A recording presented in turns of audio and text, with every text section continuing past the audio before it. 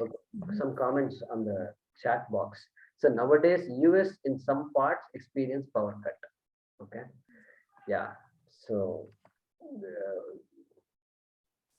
then Krishi Darshanam. Krishi Darshanam. Lakshmi Nagesh. Okay. And Krishi Darshanam.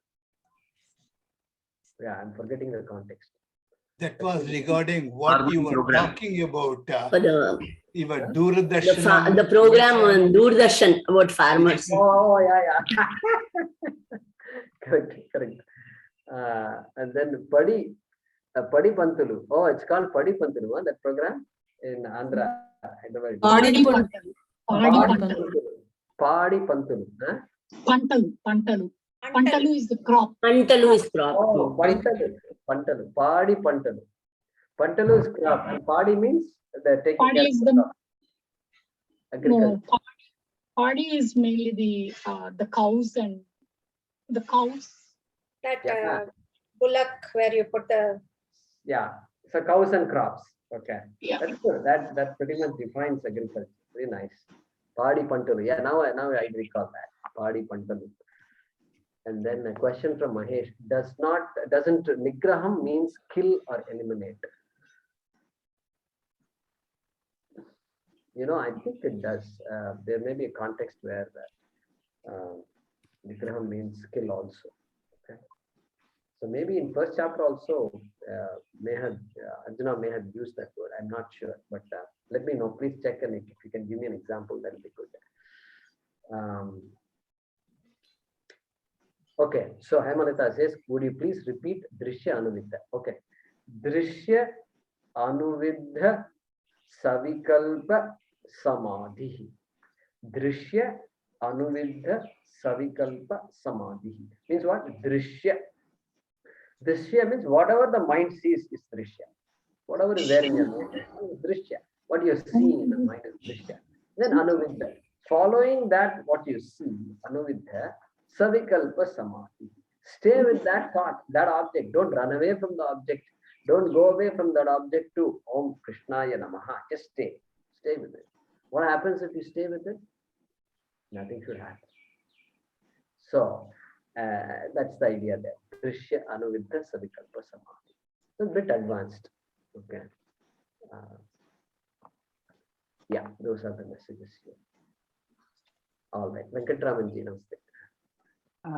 When Guruji talked about Bhagavan Krishna addressing Arjuna as Kaunteya, he was addressing the child in the Arjuna. I am reminded of a management program where they told everybody has got three qualities: parent, adult, and child. Every person has got it, irrespective of age, irrespective of gender. They have got these three qualities. And only thing is, we must know, we must understand that all the people are having these three qualities. And depending on situation, we must know to address that at an appropriate time. For instance, a person has misplaced his specs and he is searching and he is asking his wife, I have misplaced my specs, can you please get it? And an adult wife will reply, I will help you in finding it. I will search with you, I will get it. That is an adult to adult discussion. But if the wife says, you always misplace it and go on searching, every day it happens. Now, the question is that he has misplaced his specs. He has to find it. When an adult wife will simply say, I will search and get you, help you. But a parent, the stage, the wife replies, every day you keep misplace it and then you go on searching this, I can't help you now. It has become a regular habit. Now, this is but the parent, that husband must come down to that level as a parent level to address her now. Okay. Well, I'm doing that one. I try to correct, but today you help me. So wife may come down and say, okay. But if he says, you also misplace so many things, and I am helping, but today you always take advantage of it. So when the situation changes, that parent as a wife as a parent addressing, and he takes it an adult, it doesn't help the situation. So one must know how to come down. Now the wife says, as a child, no, I know where you have kept. I have kept it hidden. Now you can't find it. Now you promised me something in the evening. I will get me a saree. I will get you. No, she is talking as a child. Now he must also come down to the child level and say, okay, I will take you to cinema or I will get you a saree. Please now help me that one. So he must know to come down to this level. Suppose he says, I will also hide you your phone tomorrow and you will see how you are searching for it. Suppose he says that one, so this situation not solved. So in a situation, it happens to everybody, every day, every moment. Now we have recently seen that farmers bill that government brought. There is so much this one. Government could have taken a parent to stand. I will put a military and then see that what happens. No, that farmers are behaving like a child. So he came down to a child level, said, okay, you don't like it, I will withdraw. No question of prestige or anything like that. So in any discussion, these three things play very important role. We must know when we address a person in what level he is. Yeah, is he talking in a parent level, adult level, or child level? And you must know to come down to that level and address, the situation will be solved. But you take in some other position, then there will be conflict. Perfect. Very good. I like that, Katavan. I really like it. Yeah, good analogy. The explanation. Good example. Yeah. Yeah, very well put. Yeah, Yeah. Yes. very well put, correct. Guruji, there Haraprasad ji, then Satish and Sudha. Okay, Satish was talking. Sudha was talking. Go ahead, Sudha. You've already spoken. Yeah. Guruji, Nigraha and Sayama, there are two things, no? Nigraha and Sayama. Nigraha is full control and Sayama is directing towards the right path. I mean, Vak Nigraha, Vak Sayama, they say, no? Like that. Yeah. So, Sanyama, Yama. So, these have similar meanings. And Yama is more in the sense of effort. I mean, both eventually end up with the same meaning. Okay, but Nigraha generally used with the mind. Yama, etc., is in our habits, our behaviors, our likes and dislikes, and then Yama and Niyama, our do's and don'ts. Those kinds of things. And so, yeah, you can say the contexts generally are different, but both involve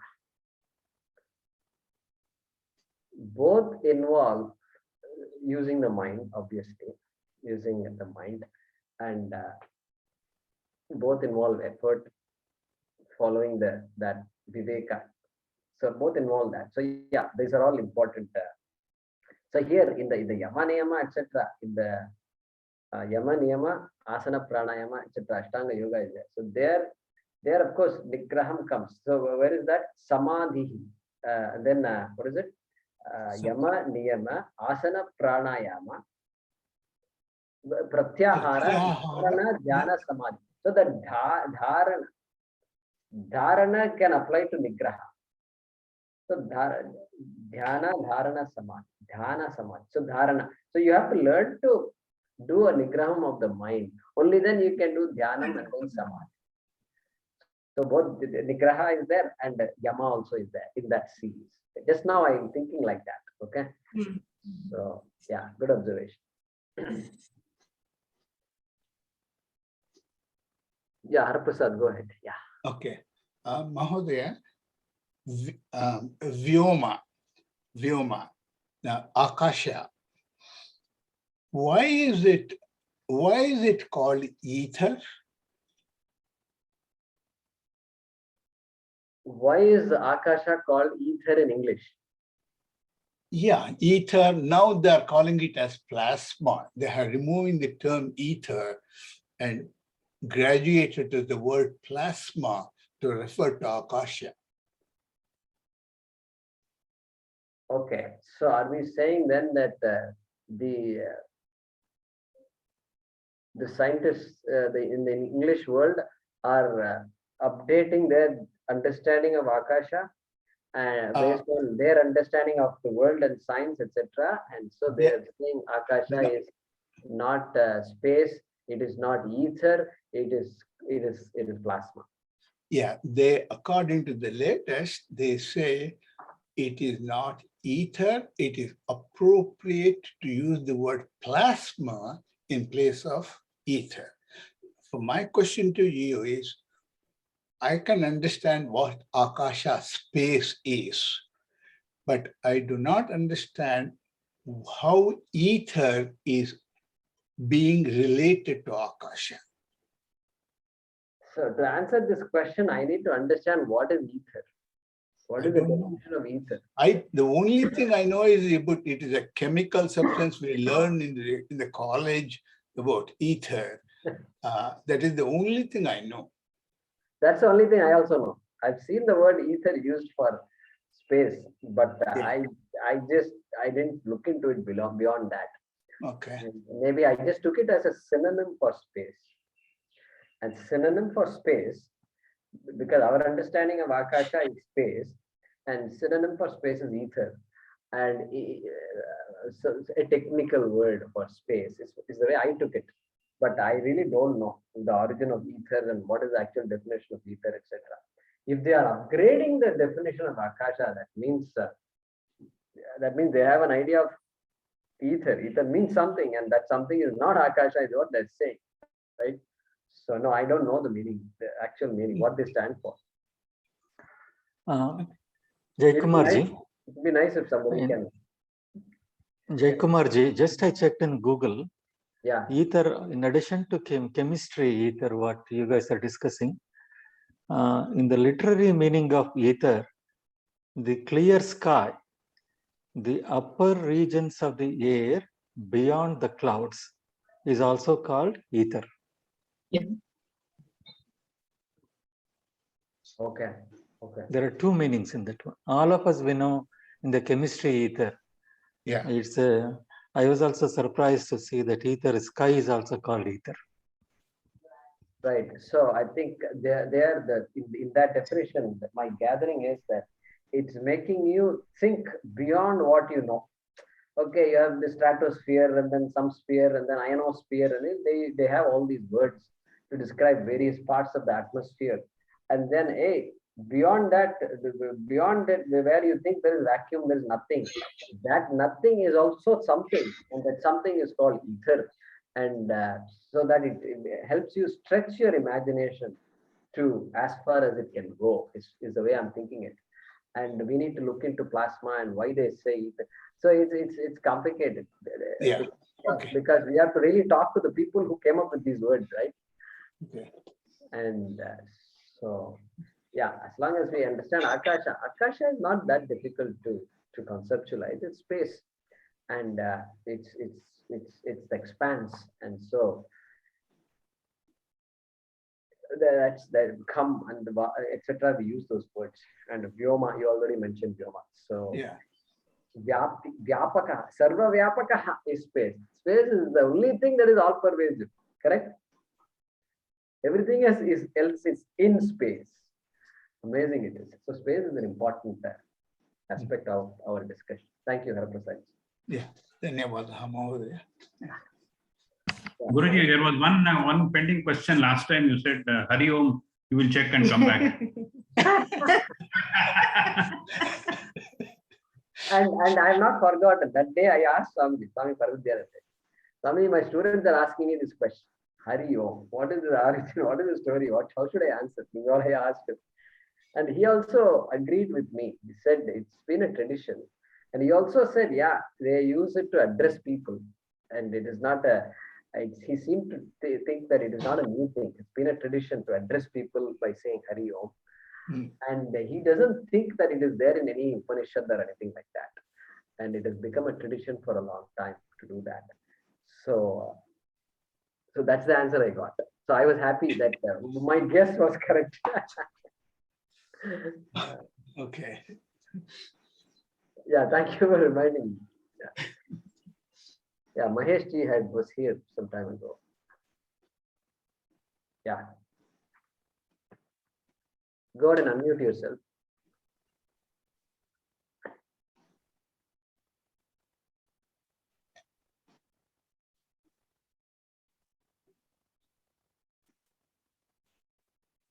We can't hear you. Mahesh, you have. Able to hear me? Yeah. Yeah. So one of the literary definition in for ether is also the sky beyond the clear sky beyond the clouds. Oh. They say no, all the nasty gas dissipates into ether. That's how it is used in a sentence. Oh, okay. Disappears into a world which is unknown to us, which is just beyond the clouds. That's what it is. Yeah. That's Hmm. something out there or something. So, Yeah. I mean, that may be a very old definition because people now fly above the clouds. So that may or may not, but that's one of the, other than the chemistry definition of ether, Yeah. which means aroma or smell. So like an acid and alcohol, but yeah. So this tells us that there is no English word to accurately represent some Sanskrit words like Akash. Yeah. Space is okay. I don't have a problem with space per se, but that would be enough. But this shows they're acknowledging that some words need maybe better words to represent. We have heard words like, Guruji, we hear words like ethereal also. Maybe it's connected to that, I don't know. Correct. No, ethereal, correct. Got it. Ether, ethereal. Correct. That's a good point. Ether, ethereal. So ethereal means heavenly. So ether means something far away that we don't have access to. Only after death we'll have access to. And so that's called ethereal. Good point. Yeah. Ether and ethereal. Very good observation. Yeah. And Guruji, one more thing about the thoughts that you were saying in Dhyanam. You know, when I have learned meditation a long time back, they said disconnected thoughts are okay to have. Unconnected. Random thoughts coming are okay, but the moment you have connected thoughts is when you go into a different route. Meaning you're no longer in Dhyanam, like maybe Krishna and Nama we are seeing, and suddenly we thought of some Krishna and something else about all that. So connected thoughts are something that we have to be aware and come back. But they said disconnected thoughts, even if it's coming one random thought, there is okay to have, is what was mentioned by that meditation teacher when I. Yeah. So here's the question. Who decides whether two thoughts are connected or disconnected? You have to yourself realize it. And if so it is what taking you on a route where one thing is linked to the other, then it's very likely that you're. Therefore, if I cannot find a connection between thought A and thought B, then I will say it is disconnected. If I can find the connection between the two, I will say it is connected. Correct? That is the idea. Means, according to me, these two thoughts are connected. According to me, these two thoughts are not connected. There is me. I have to say that. Correct? The thinker has to say that. Now, okay, that is okay. Now, why should the mind jump from thought A to another disconnected thought B? The fact that the mind is going from A to B, suppose I argue that without a connection, the mind cannot go like that. Some connection is there, but you can't figure out the connection. You don't know the connection. All you are saying is I don't know the connection. That is a better statement to say that these two are not connected at all. Hey, there is some connection, but I can't figure out the connection. Okay. Why did I jump from this place to that place? And I don't know idea. No, nothing. There's nothing common between these things. Yeah. Okay. Then I say that's disconnected. Fine. But there is some logic. We don't know what that We logic don't. is. We don't know. Okay. Yeah, fair. In our Shastram, we don't differentiate between these two. We don't differentiate because we are not trying to look into connections. We are only saying the mind is moving. That's all. It doesn't matter whether they are connected or not connected. Also, it is moving around, and so we are not analyzing that. We are not analyzing the brain and the mind, etc. Correct? Correct. Yeah. Yeah, Rameshji, go ahead. Jai Kumarji, you're right about origin of ether. Originally, it is not English word. Originated from Greek to the Latin, then the French, then came back to in the mid 18th century or something, come to the English. And one of the way they derived is anything. If we just keep it open, ether, it evaporates. And then that could be one of the reason they goes to the space. Ether origin, like that. See, if you keep in the bottle or cup of ether, it will evaporate in the atmosphere. And then goes to the space. And then another point, very interesting, I was thinking about your, when you started the lecture, you were telling about the kid with the 3 balloons.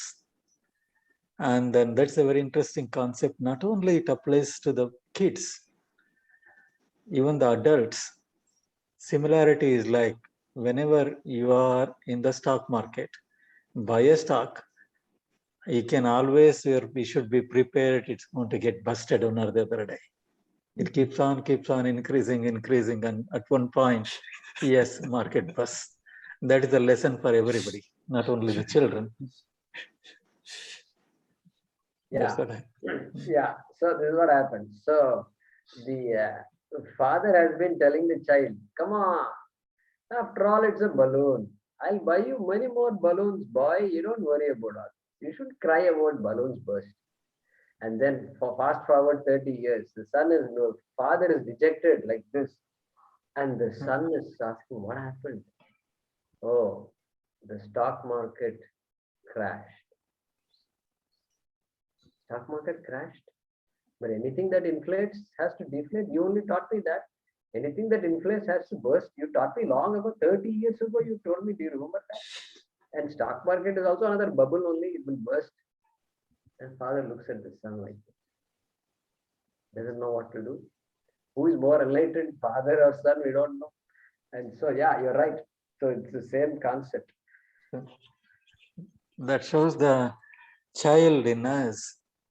It doesn't matter what, how old, how young we are susceptible for all the changes. You should be mentally prepared for the worst. Yeah, and that's the nature. So it is not like you have to really strengthen yourself and prepare yourself. Hey, that once we study Vedanta, you know, this is how it is. And so it's not like we have to become tense and prepare ourselves. We are prepared. Prasada Buddhi. This is Prasada Buddhi. Yes. Anything can happen. Look at what pandemic has done to the world. One little virus has just finished off the entire world. It brought to the knees. And so, anyway, yeah, good. Thank you. Thank you. Thank you, Guruji.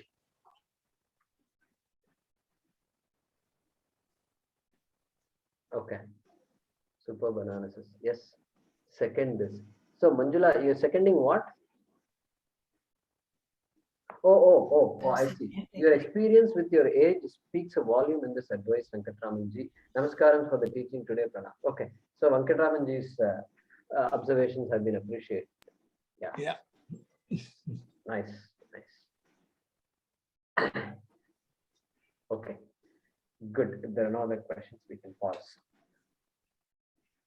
Om Namo Bhagavate Vasudevaya Dhanvantaraye Amrita Kalasha Hastaya Sarvamaya Vinashanaya Trailokyanathaye Shri Mahavishnave Namaha. Om Namo Bhagavate Vasudevaya Dhanvantaraye Amrita Kalasha Hastaya Sarvamaya Vinashanaya Trailokyanathaye Shri Mahavishnave Namaha. Om Namo Bhagavate Vasudevaya धन्वन्तरये अमृतकलशहस्ताय सर्वामयविनाशनाय त्रैलोक्यनाथाय श्रीमहाविष्णवे नमः. Thank you. ಧನ್ಯವಾದः Guruji. ಧನ್ಯವಾದः Guruji.